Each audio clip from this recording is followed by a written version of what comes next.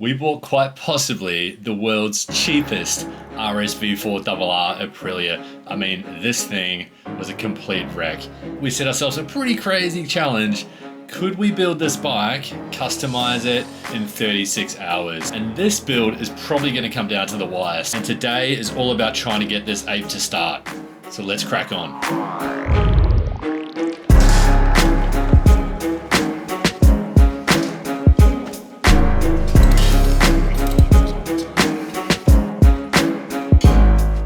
Okay, oil is actually not too bad. We'll just run a quick magnet through it, see if we can find some gold.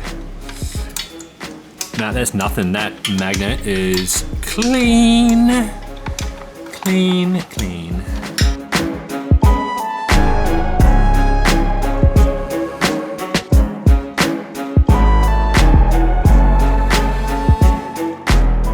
So I got my beautiful bald-headed assistant here that does a Aprilia shine off the back of your head there? No, pretty close. So this is all cleaned up now. Everything behind it's cleaned up. We removed the stay for the stand, so that's off. So we've saved ourselves about probably 300 grams there. And now we've just got the new quick shifter arm going on. From there, we should be able to put the remainder of the actual rear set together on both sides. I'm probably gonna have to steal the actual shift arm, sorry, the shift peg off this V4S because I don't have one on the brake side.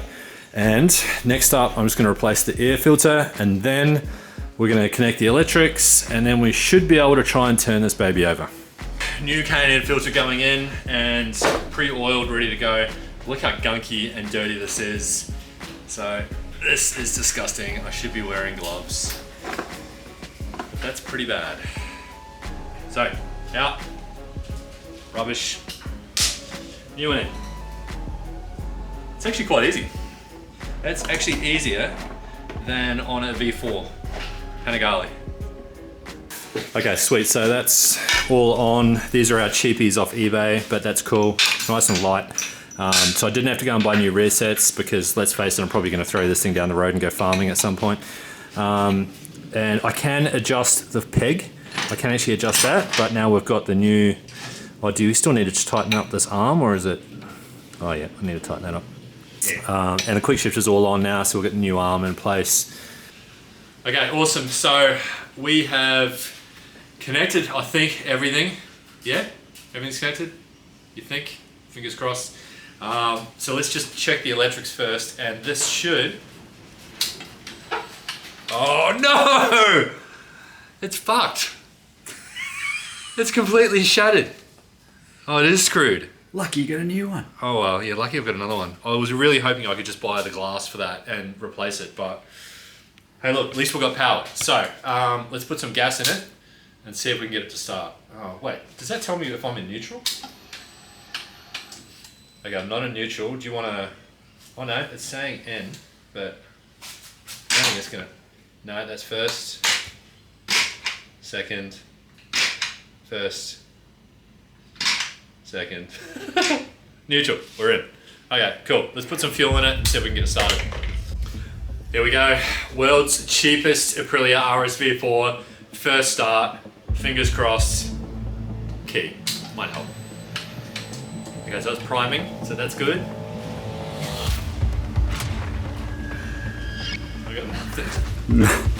I got no power at all. So I'm priming, but I got no ignition. Oh, here we go. So close. But you can actually hear something click. Oh, it's almost there. Can you feel that power? It wants to go and then it just stops. Oh, it's gonna run. I think. I wonder if it is that sensor. So it could be the bank angle sensor. Just cuts out.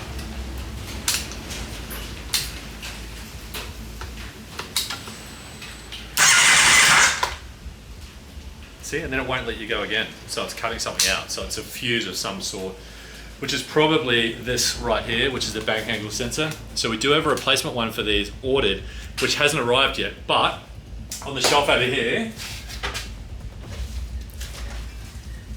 I've got one for a Panigale V4S, and this, that's my assistant giving a thumbs up.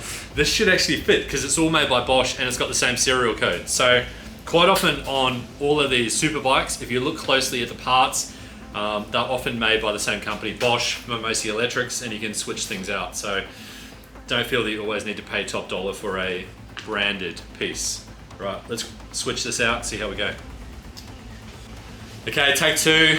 We've got the new bank angle sensor that was swapped out from the Panigale. Let's see if that makes a difference. It's just sort of jimmied up at the moment. It's not all put together properly. Priming. Nothing.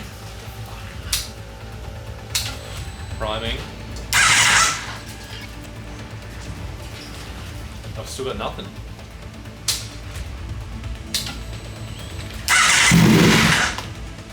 Same thing. Well, I can't get it to start. I've tried everything that I can think of. The only things now I can think is maybe it's related to the clutch switch, the clutch sensor, or maybe the gear indication sensor, that it can't tell that it's actually in gear. I will just finally check the side stand switch to make sure that's not affecting it. Otherwise, I'm going to get to work on putting the front end together and at least get some progress there whilst I try and brainstorm how on earth to get this bike running and how many hours we got left. Started the day with 29. We are down to, it's been 6 hours. We're down to 23 hours to get this bike running. Ugh.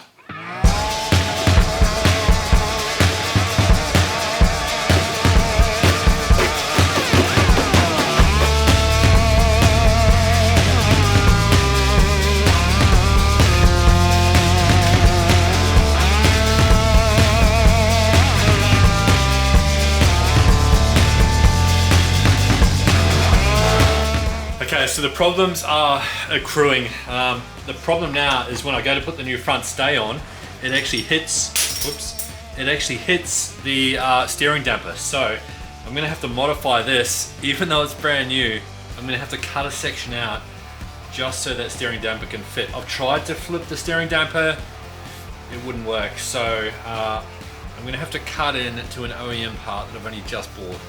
Not ideal, but things you do for a custom bike, eh?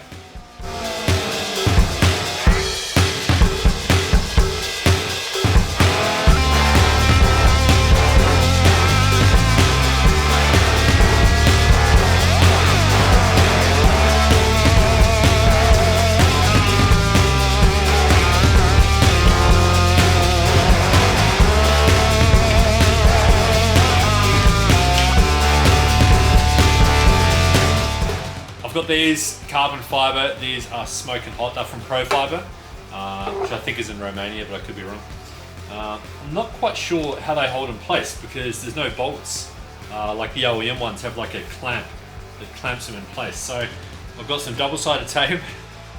I've got some hook and loop tape as well. And I'm just going to make it work because that's what you do when you're on the clock.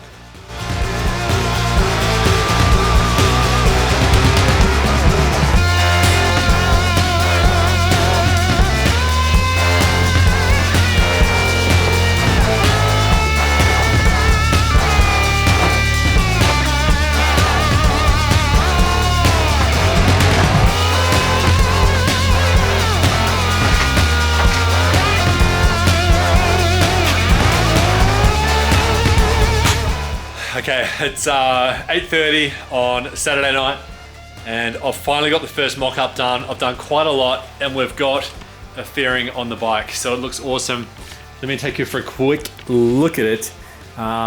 First thing I've done is I've switched over the holder on the back. I had to make some mounts there out of some rubber spaces I had to hold that exhaust. The exhaust still needs to be coated. I'm just waiting for the sticker to get here so I can do a fresh coat on that, so some nice clear. We've replaced the foot pegs, so we've got some new foot pegs and we've stolen some of these off the V4S. We put the fairing on, but it is just like gently mocked up because the lines still don't work. The radiator shrouds that need to hold it in place aren't actually in place yet. So it is really just sitting there with a few loose bolts, but it's going to look pretty cool. This is actually the old screen. We've got a new screen, so we've just got to cut, we've got to pre-drill the holes in the new screen. And I've just got a couple of bolts sitting in here loosely just to sort of hold this front in place. The next up, I'm probably going to put the front fender back on. We'll coat that another day. And I'm going to do the brakes. So we've got a new set of carbon pads and some titanium bolts going on there. We've got new grips going on. We've got bar end, safety ends going on as well.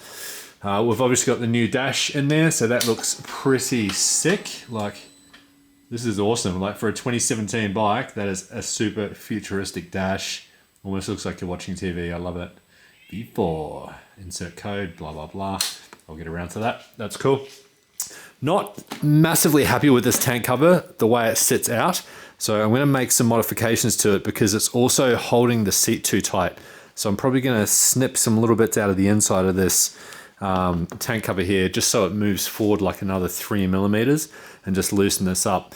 We've got a really cool surprise coming for the seat, so we're going to strip that off and get to work on that. But other than that, I actually think it's looking pretty cool. So, I mean, my first RSV4, it's actually looking like a superbike. So, yeah, onwards and upwards.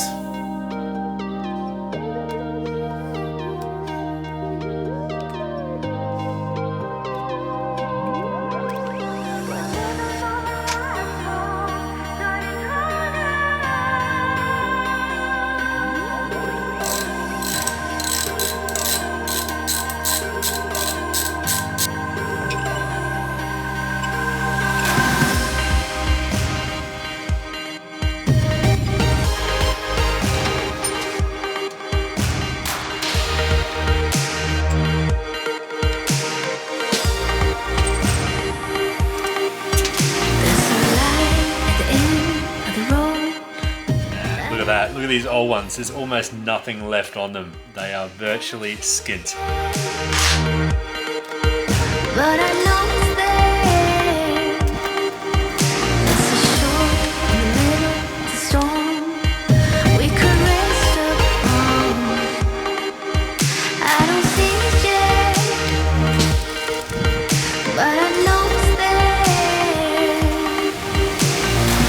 Although I'm fumbling in the night, it's getting hard to see the light. But if I hold a steady course, I close my eyes and try to feel which way to go and what is real. I wouldn't fall into my doubts anymore. Living on the last hope, darting hard. Living on the last breath, don't you lose my breath. What a pain in the ass that was, to be honest, to try and get that on. I don't actually think I can even remove this. I think it is so tight on there, which is probably a good thing, that I can't get it off. So I'm gonna have to paint the bike like with this on here. So there's no way I can get it off without cracking it. It is just tight as. That's okay, I'll get around to that. And I just realized that is really not sitting right, that seat. So I'm gonna have to get a massive gap here I'm gonna have to fix, because on the other side, I don't have that gap. Wow, nowhere near as bad. So we're gonna have to fix that. Another issue, another day. We are down to the wire on this build. 18 hours remaining. We've still got to put the radiator on when that comes back from being fixed. We've got the electric issue we have to sort out. Paint, decals, all the other special parts coming for this bike. The slicks need to go on it. The bike needs a clean, let's be honest. And then we're gonna move on to this puppy, the V4S. What can I say? It's gonna be amazing. Like, subscribe, you know the drill.